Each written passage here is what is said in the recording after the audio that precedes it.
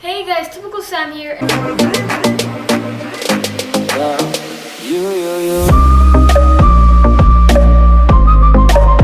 California dreaming about you. And as you can see, today we are going to play the Stanley Parable. I love this game. I've had this game for 3 years, but 3 years was a long time ago, and I don't remember anything from this game. So let's get started.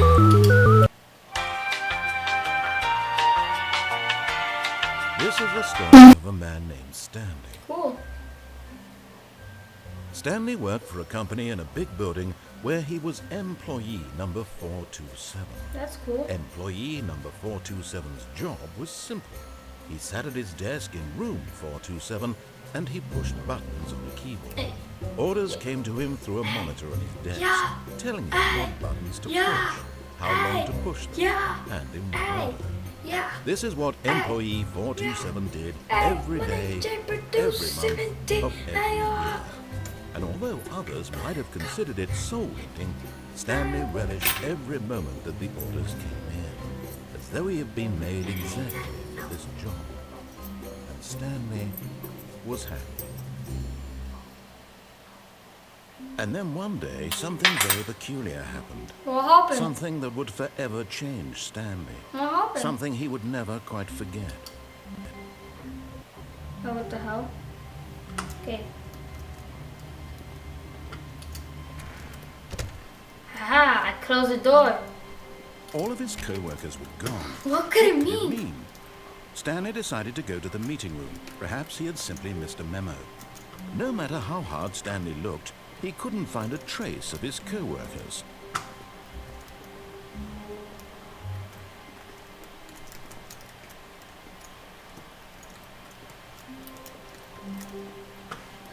Okay, let's go.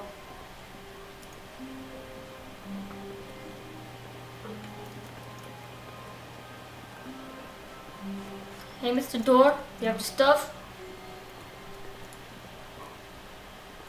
When Stanley came to a set of 2 open doors, he entered the door on his left. Should I go? I don't like how he said that. This was not the correct way to the meeting room, and Stanley knew it perfectly well. Perhaps he wanted to stop by the employee lounge first, just to admire it. Yeah. Yes, truly a room worth admiring. That's It not. had really been worth, but That eager was to boring. get back to business, Stanley took the first open door on his left. Stanley was so bad at following directions, it's incredible he wasn't fired years ago. Look, Stanley, I think perhaps can we've jump gotten off on the wrong off. foot here. I'm not What do you mean wrong foot? I don't even have foot. I realize Feet. that investing in your Feet. trust in someone else can be difficult, but the fact can is jump that the off. story has been about nothing but Can't go you there. all this time. There's someone you've been Nah. neglecting, Stanley. Someone you've forgotten about. Who? Please. I haven't forgot don't about try to anything. make I have a every brain too. decision by yourself. Now, I'm not asking for me. I'm asking for her. Who? Who's her? This is it, Stanley. Your chance to redeem yourself. Okay, To that's put dark. your work aside. To let No. her back into your life. No! She's been waiting. That's her, Stanley. And also, You need to be the one to do this. To reach out to her. If you can truly place your faith in another, then pick up the phone. can I unplug this? As Stanley picked up the phone, a white light engulfed him, filling him not just with radiance, but with hope. Hope for a life reunited one... Wait. Oh, goodness. Stanley, did you just unplug the phone? Maybe I did. No, that wasn't supposed to be a choice. Well, How it did is you now. do that? It is a choice now. You actually chose incorrectly? I didn't even know that was possible. Let me double check. No, it's definitely here, clear as day. Stanley picks up the phone. He's taken to his apartment where he finds his wife, and the two pledge themselves to one another. Music comes in, fade to white, roll credits. Not picking up the phone is actually somehow an incorrect course of action. How is that even possible? None of these decisions were supposed to mean anything. I don't understand. How on earth are you making meaningful choices? Yo, I'm a human, What boy. did you... Wait a second. Did I just see... No, that's not possible. I can't believe it. How had I not noticed it sooner? You're not Stanley. You're a real person. I am? I can't believe I was so mistaken. This is why you've been able to make correct and incorrect choices. And to think I've been letting you run around in this game for so long. If you'd made any more wrong choices, you might have negated it entirely. It's as though you completely ignored even the most basic safety protocol for real-world decision-making. Or did you not grasp the severity of the situation? Well, I won't have that kind of risk on my watch. I'm going to stop the game for a moment so we can educate you properly on safe decision-making in the real world. Please observe this helpful instructional video. Okay. Choice. It's the best part of being a real person. But if used incorrectly, can also be the most dangerous. For example, in this scenario, a hypothetical real person named Stephen has a choice.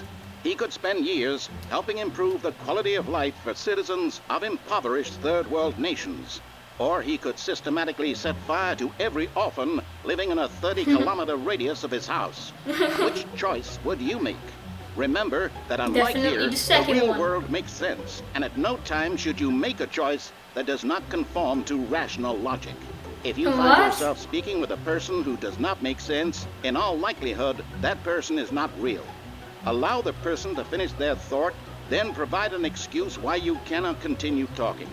Turn to a partner and practice saying, "My goodness, is it 4:30? I'm supposed to be having a back, sack, and crack." Okay. Oh my God! It's 3:55. I have to go and do something now. Bye. Hold up. Excellent.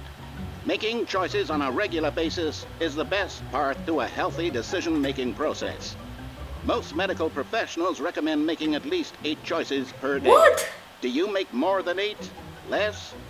And finally, if you begin to wonder if your choices are actually meaningful and whether you'll ever make a significant contribution to the world, just remember that in the vast infiniteness of space, your thoughts and problems are materially insignificant, and the feeling should subside.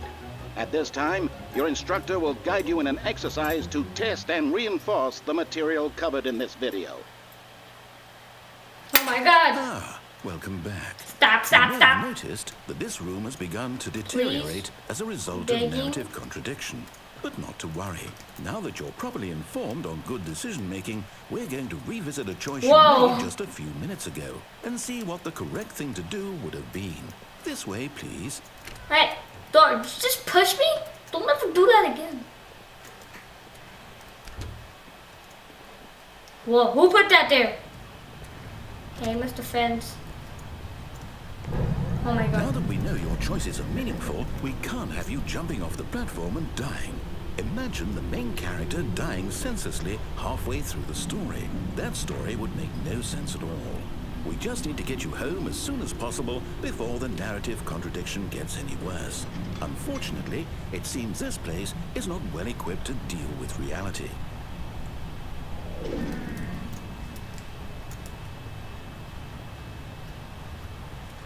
Door. Thank you.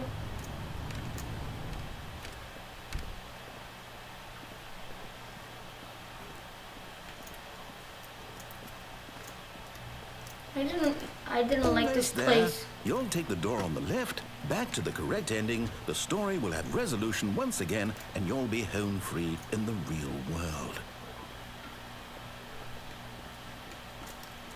Now remember, all you need to do is behave exactly as Stanley would. That means choosing responsibly and always putting the story first. I'm quite sure you'll be up to the task. Just follow my lead and you'll be fine. All right. When Stanley came to a set of 2 open doors, he entered the door on his left. Fine.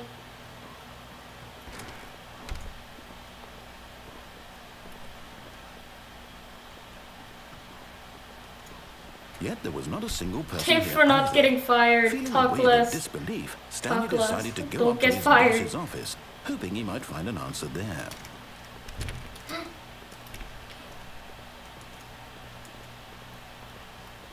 Coming to a staircase, Stanley walked upstairs to his boss's office. Boss's office.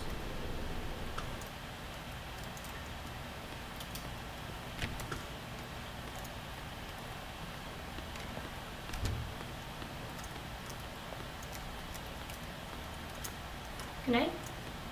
Stepping Damn it, I inside his can't. manager's office, Stanley was once again stunned to discover not an indication of any human life.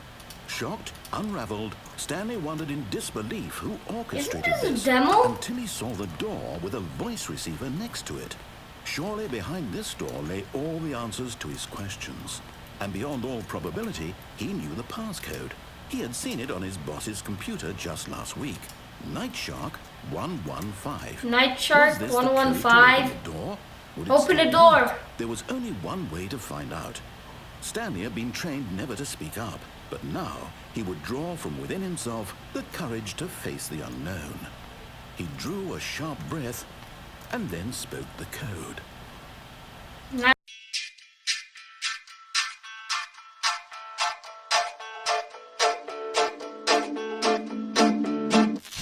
Exactly as Stanley would.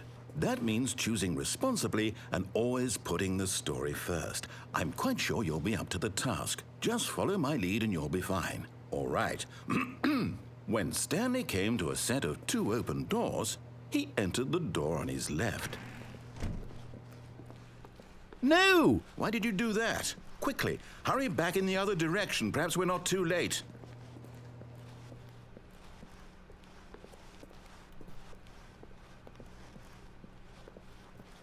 Oh, it's ruined.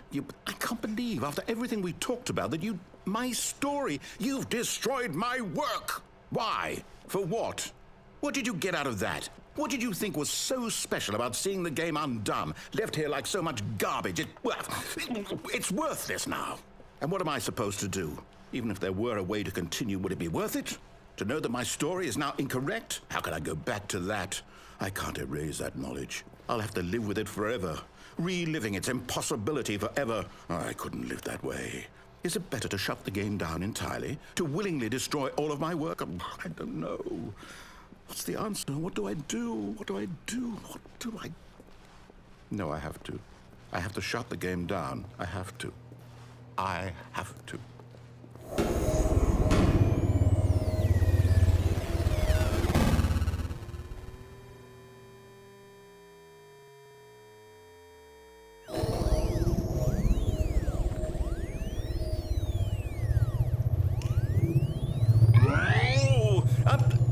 I'm here. I'm still here. Here in this pile of rubbish. With you. You. Who thought you were so clever. Now look where we are. My entire game is destroyed. It was the only thing in the world that was mine, and you've run it into the ground. What, did you think that would be funny? You just had to see? Didn't I impress upon you how important it was to be like Stanley? He actually knows how to do what I tell him to. He understands that if I say to do something, there's a damn good reason for it. That thought hadn't even occurred to you, had it? That there's a world outside of you? You're a child. Oh, my story. If you'd just gone through the door on the left, you would have seen it. There was a whole underground facility. You would have destroyed it and been victorious. It would have been so perfect. I worked so hard on it. I tried so hard. When Stanley came to a set of 2 open doors, he entered the door on his left. Stanley? Hello?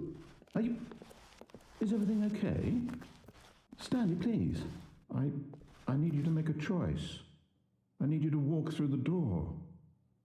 Are you listening to me?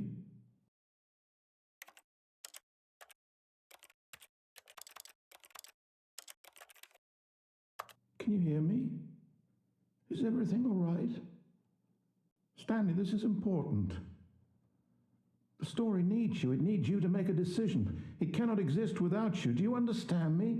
Whatever choice you make is just fine. They're both correct. You cannot be wrong here. We can work together. I'll accept whatever you do. I simply need you to take that step forward, please. Choose. Do something. Anything. This is more important than you can ever know. I need this. The story needs it. So, you hear me? Are you there? Are you listening to this? Stanley, are you there? Okay.